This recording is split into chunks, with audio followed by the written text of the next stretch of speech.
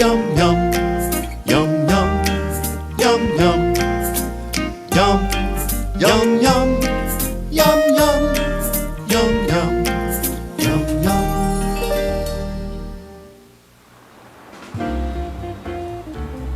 Welcome to George Street United Church on the west end of George Street, the quieter end of George Street.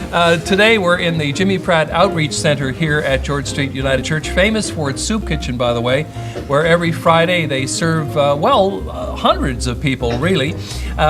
This is the Thanksgiving edition of One Chef One Critic. We're happy to be here. I'm Karl Wells, food critic for the Telegram. And I'm Chef Steve Watson of Central Dairies. And later on, Steve, we're going to be going into the kitchen and seeing the volunteers in there. Can't wait, Karl, can't wait. Doing their thing. And speaking of soup, they've done two for us today. What do you have? I've got a beautiful fresh turkey soup. We've got lots of vegetables in there, as you can see, and lots of savoury. And oh, what an aroma, I can't wait. I have a ham soup. It's not often I have ham soup, but it has beautiful ham in there, along with root vegetables like potato, turnip, and carrot. Smells really, really good. And we're going to be cooking up a special Thanksgiving lunch today in our One Chef One Critic kitchen, which we're going to now in just a second. We have a special guest with We us. do. We have Reverend Kelly Hudson of George Street United Church, and she's going to be telling us all about her outreach program. A very important outreach program here. It is indeed. So, as you go to the One Chef One Critic kitchen to meet Reverend Kelly, we're going to tuck into our soup.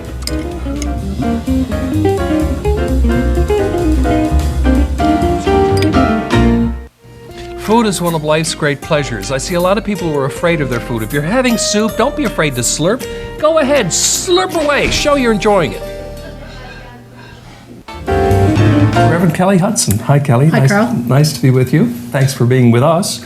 And on behalf of this house, I feel like I should say a special welcome to you because this house has a special meaning for you. This house was my nanny and granddad's house. So That's it's right. been about 22 years since I've been back in this house, and it's fantastic to be back. So does this house bring back really nice memories for you? Amazing memories, yeah. My nanny was a fantastic cook, so it's really cool to be in this kitchen. And I was never old enough to cook with her when I was living in Newfoundland, but to be able to cook in this kitchen now is really exciting. What was your favorite recipe that your nan cooked for you? Nanny was an expert at prime rib roast. So no one has been able to do a prime roast since, and I call myself a prime rib roast snob. So the boys at the soup kitchen do a great job of of a roast for their dinners, but not as good as Nanny. Well, Stephen, we don't have a prime rib, but we've got a pretty good roast there. It looks pretty big, actually. Well, what we're going to do today, Reverend, we're going to ham it up a little bit. Sounds so great. as you can see, we've got a 15-pound ham here. And what I did, for a start, I removed the fat off it. And we're going to be putting pineapple and cherries and sugar and mustard. And we're going to be making a unique sauce with it. My grandmother's recipe, actually. Wow. We're going to be using tea. So I've steeped some tea, and we're going to be pouring that over that with a little bit of ginger ale. So we've got Betty's teapot there, and that's what we're going to be doing. So anyway, I'm going to get started. I'm going to score it and things like that, and away we go. So all I'm going to do. And the other thing I was going to mention, I'm really pleased that Steve is doing ham today, this big roast of ham, because this is typically the kind of meal that the boys down at the soup kitchen, Frank Norman and I shouldn't say boys because there's boys and girls down there, would put together for the clients at George Street's soup kitchen. Yeah. It's primarily actually the men of the church that do most of the cooking. Yeah. Which is really neat, and we have of course a variety of people that come and volunteer on Fridays. Yes. But the boys are the ones that are down there Thursday mornings doing the cooking, and they do amazing pea soup. I think it's one of the best in the city. They do moose soup, moose stew, and of course the turkey soup is their staple. I know it was several years ago that I first found out about the soup kitchen, and I was just wondering, how long has it been on the go? I think it's been about 7 years. This year we kind of celebrated the 7th birthday of the soup kitchen. Yeah. And we've fed about 30,000 people in that amount Wow. of time. And now there are other kitchens around town who help people who are less fortunate, and they have it coordinated, I think, so that one is open on one day and another is open on the other day. Is That's that how right. it We're works? really trying to collaborate with each other, and so we do make sure that as often as possible there's a soup kitchen available for folks. But the Jimmy Pratt Memorial Soup Kitchen is the only one that is open every single Friday of the year, and in their 7 years of operating, they've never closed on a Friday. Yeah, and it's kind of an ecumenical effort too, because I know the Catholic Church has their version. Yep, the Gathering Place is at the Roman, I think it's up by the Basilica. That's right. And the Salvation Army, which is next to us, they also have a soup program. Steve, what are you poking in this ham? Okay, it smells like the dentist, so I'm putting some cloves in there now, just to impregnate some flavour into there. And as you can see, I just crisscrossed it, so when this cooks, the diamond shapes will come out. And so in each one of the diamonds, I'm putting a clove in there. And then after that, I'm going to put some grey mustard. I'm going to paint it with some grey mustard and top that with some brown sugar. So you're looking after the presentation even before it's cooked? Oh, absolutely, absolutely. It's going to have a really nice look, a diamond pattern on the top of it. It's got some nice flavour in there as well, especially with the tea. Wow. Kelly, are there many women in the United Church ministry now? Yes, actually, the United Church has a lot of female ministers. And even in Newfoundland, they're becoming more and more prevalent. So is that kind of a recent phenomenon, or? No, we've been ordaining women since 1936. Oh, wow. I guess I just haven't run into that many. Probably because I don't go to church enough. Anyway, when did you, personally feel the call to the ministry? It was in my second year of university. I was actually in pre-med.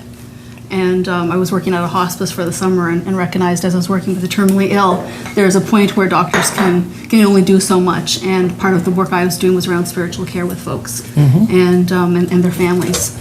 And I'd always been active in my church community and kind of thought medicine or ministry, and medicine kind of went out at the beginning, but then God went out at the end. So do you spend much time, working with people who are in palliative care these days, or? It all depends what's happening within the life of a congregation. That's right. And my job at George Street is kind of like a CEO some days, where I'm doing the administrative parts of the operation of the church and our action teams, and looking after church structure, to ministering with people who are experiencing a death as a family or dying themselves, to all the other parts of to worship and out in the community, all that kind of stuff. Yeah. Steve is adding pineapple, I see. We're into the fruits now. Indeed we are, Karl. Yeah. So just putting some pineapple on there, and some of them I'm just going to hold on with a cocktail pick, right, like so. I'm just starting to smell the flavours now going through it. Let me guess, you're going to put maraschino cherries in these. Each one of them. Indeed we are. Indeed we are. And again, it's all going to be for the presentation on the plate afterwards. That's right, yeah. It smells wonderful already. Now, Steve, that's a big ham. How many pounds do you have there? This one was 17 pounds. So how many people would that feed? I'm thinking 17 pounds, something like that. I'm thinking about 25 people get out of that. That's for sure.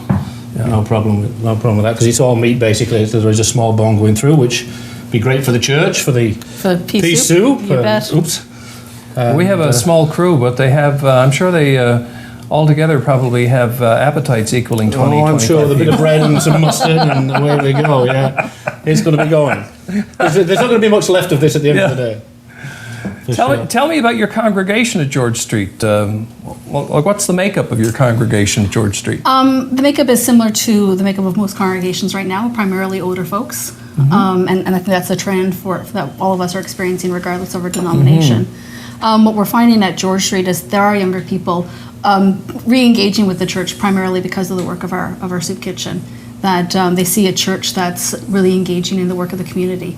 And so they're interested in that kind of proactive ministry. That's very typical for Generation X right now. Isn't Generation X, which is my generation, Yeah. very much wants to be involved in a congregation or a church that is actually doing something out in the world to make the world a better place. Now, is that common within the United Church across Canada, or? About Generation X? The type of outreach ministry that you're doing here at George Street, for example, is that an anomaly, or is that like generally the trend across Canada with the United Church? It is somewhat unique within, definitely within St. John's. We're the only church that has the United Church that has a soup kitchen. And for the most part, across Canada, our congregations help out in some way, usually in community ecumenical endeavors.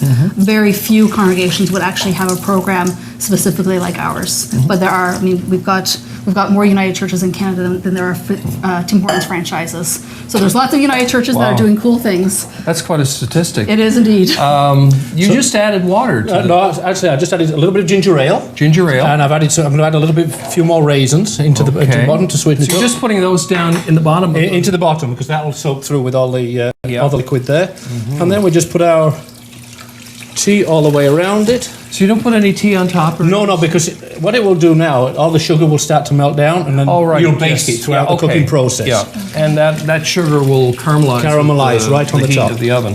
And all them flavours will go into the tea, and from that we'll make our tea gravy, you know, that kind of a thing. So what we've got there, we've got a nice baked ham. So is it time for it to go in the oven? I think it's time for it to go into the oven, Karl. So what we'll do, by the magic of television. by the magic of television, voila. We happen to have one in the oven. In the oven. Ready to come out. And hopefully it's got those nice diamond shapes. And there we go. All that. Okay. Perfect. So do you want to put that one in? Absolutely. May as well. We have a banquet for 50 now. Yeah, that's right. A banquet for 50, so. I think we can find actually lots of hungry mouths to there'll be no shortage there. after these. There we go. That's beautiful. It's gorgeous. And they smell the sweetness come through there and everything else. And what I will do now we're going to serve that with some scallop potatoes. We've got some steamed corn on there. I've got some of the juice left from the pineapple. And I'm just going to add this dressing from here into there afterwards. So what do you have in here with the steamed corn? we've got the corn, we've got some nice red peppers, and we're going to just toss that a little bit in some spyglass butter. So some nice buttered corn to go with it as well. And So. this one here has what? We've got some raisins and some of the excess pineapple juice. Okay, so this is for the sauce. This is a sauce that we'll serve when we plate it up. Absolutely. But I'm just going to add all the drippings from this pan into it, you see. So all that beautiful stuff in there. It's absolutely gorgeous. So, okay. And away we go. Now, Kelly, I want to ask you a little bit about the outreach ministry. Just tell us about some of the services that you provide to people, and who, in fact, are you providing these services to? Every Friday we have a soup kitchen, which at this point we say we're feeding about 90 to 130 people every Friday, and that's gone up 20% in the last 2 years. We've also been working on expanding the ministry of the Outreach Centre, and through a government grant and a large donation from one of our benefactors, we were able to set up a computer lab. So we have 6 computers down there, and we had a summer student this year who's got them all up and running just fine, to enable the patrons of the soup kitchen to access government websites, which is really important nowadays because most things are happening through the computer and internet, as well as learn some basic computer skills for resume writing, maybe finding jobs, finding homes, rent places for rent, things like that. And now we're partnering with Choices for Youth, and they're using our facility for their Jumpstart program. Oh, I see. So they use the kitchen to learn basic cooking skills, the computers for the various computer skills and resume writing, the gym for recreation, and they have presentations in our boardroom from various community groups. Now, Steve, what are you taking out of the microwave, my friend? This one here is our scallop potatoes. Okay. There we go. Oh, that looks beautiful. So we've got our scallop potatoes, we've got our corn, and we've got our ham. We've got a dinner. All we need now is wine. No, wine. Well, you've got to have wine. You've got to have Everybody has to have wine. I'm going to go down to the wine cellar and select a bottle of wine. Maybe there'll be somebody down there to help me. I don't know. We have people Somebody who help help us. you? We have people who help us with this, and I'll be back. So you can help. You can help Steve plate up, okay? That'll be perfect. He has this friend he keeps telling me about. Anyway, Down the wine cellar? Down the wine cellar. Okay. We'll leave it as it be.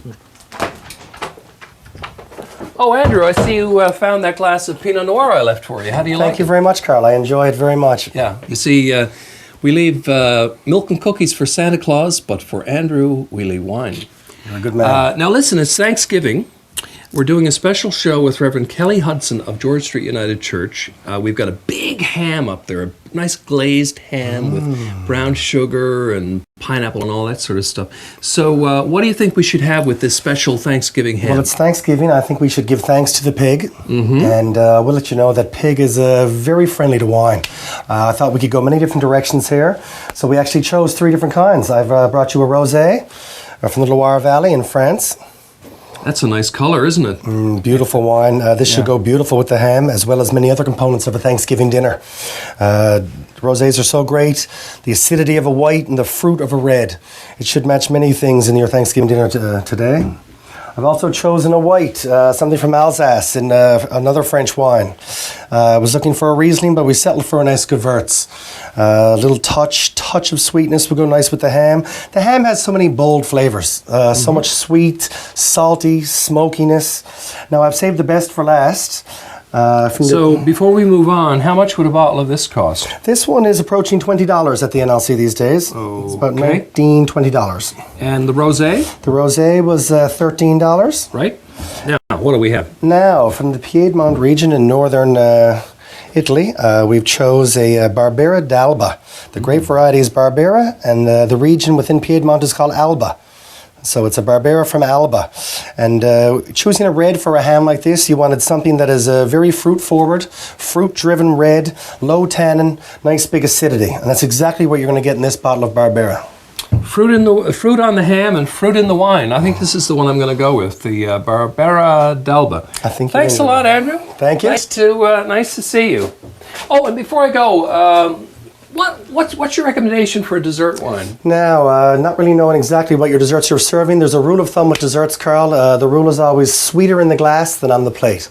And would this go with Thanksgiving turkey, the red?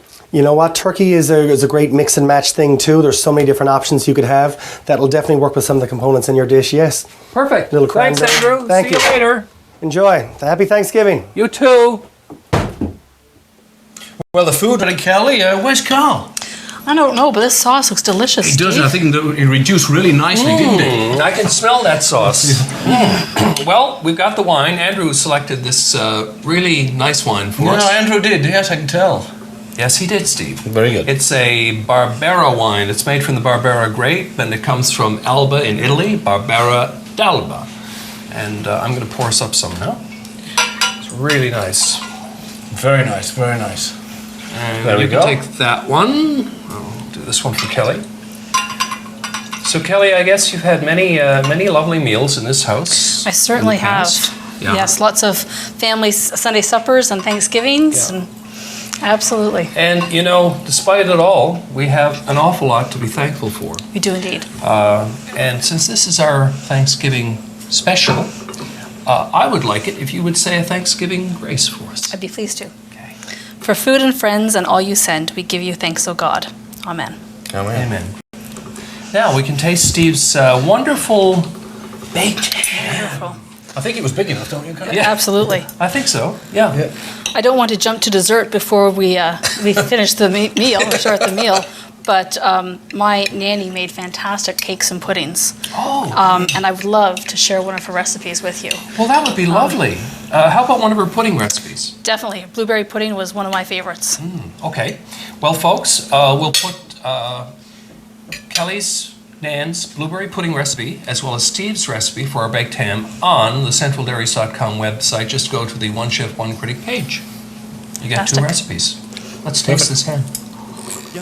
For more of Chef Steve Watson's recipes, our recommended wine lists, and guest recipes, log on to centraldairies.com. Have a recipe that you want to share with us? Send it along to onechef.onecritic@rci.rogers.com. Be sure to attach your name, address, and contact number, and you and a guest could be eligible to win a dinner for 2 at one of our city's finest restaurants. Let us know what you think of the show at 757-9600. If you're making soup and you want to add a little bit of extra flavour, brown your meat in a little bit of oil first. We've had a lot of great food to give thanks for in the program today, Steve. A lot of ham on the program. I'm not just talking about the 2 hams We hammed here. it up. We hammed it up. But that bowl of ham soup was absolutely wonderful. I did manage to leave a little bit of room for dessert, though, and they've got a beautiful plate of sweets here. We've got a little buffet, I think. What do you have?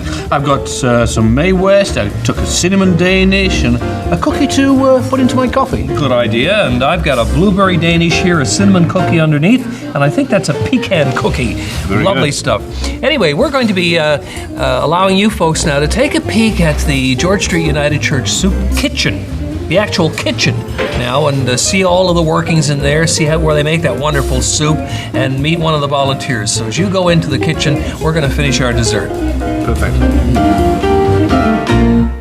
Don't those pies look good, folks? Here we are. Steve and I have snuck into the nerve center of the operation. This is where they fry on all cylinders. This is where they actually put the food together at the soup kitchen. Now over here to our left, we've got the preparation area.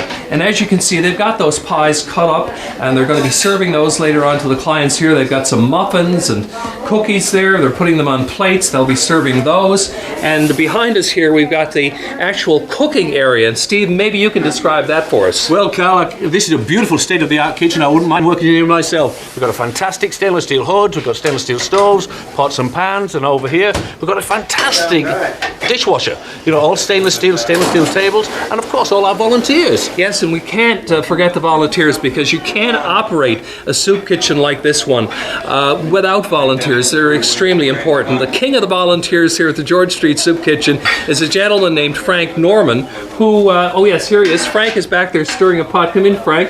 Steve Watson. Pleased to meet you. Nice to see you again, by the way. Now tell us, who are the volunteers who work here? Because I know you've got a real dedicated group that come down. Well, the volunteers from our congregation, and also other congregations from the churches locally here, and they come in every Friday to help us out to prepare and serve the meal. Yeah, and I guess it makes them feel really good to come down here. I know it would me. So now, tell me, as well as the spiritual uplifting that you was telling me about, what are you going to be doing for Thanksgiving? What's going to be happening here? Well, hopefully, Steve, we will have some sort of dinner for him. Supposing just hot turkey sandwiches, but we will prepare something for him. I know a lot of those people would not be sitting down to a turkey dinner. Like the rest of us. Yes, like the rest of us, yeah. So we will get something good and hot for him. Tell us about the people who come here, Frank. They're essentially what I suppose we'd call street people. Well, Steve, Karl? Karl, they're from all walks of life. I mean, we've seen them come from just about everywhere, from the mainland, the Maritimes, and they just find their way here and come in and have a meal with us and enjoy it. I suppose you've seen, there's always a darker side to stories like this. I guess you've seen some sad situations here. Yeah, we have. We've often come in here in the mornings, I have, and seen people outside our door, and it had rained pretty bad during the night, and they were soaking wet. So you wake them up and tell them that we're open and come in and have a coffee and clean up and that, and they welcome that. So that have happened 3 or 4 different times. Well, they can be thankful. They can be thankful today that you guys are here doing all of this great work. And I wanna mention this pot because I found this in a storage room out back, and I understand there's a story behind it. Yes, there is. This came from a local restaurant. We used to have it half full, and at the beginning we would send our volunteers out to tell the people on the street that we are now open and there's soup here for them. This is the actual pot you started with, though. That's a very important, this is an historical object. Thank you for telling us the story of this pot. Oh, you're quite welcome. Well, Steve, we've had some wonderful food here at the Jimmy Pratt Memorial Outreach Centre today. Lots of it, for sure. And more importantly, we've met some really fine people. The volunteers, my heart goes out to them all, for sure. Certainly are a great bunch. And we're very appreciative for the work they do here. And if you'd like to get on board with the Soup Kitchen and volunteer, give them a call here at George Street United Church in St. John's. And that's it for our Thanksgiving Day edition of One Chef, One Critic. See you again next week.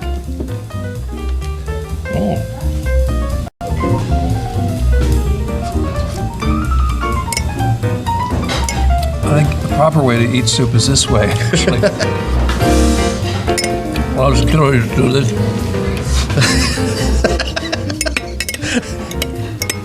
But you have to do it this way.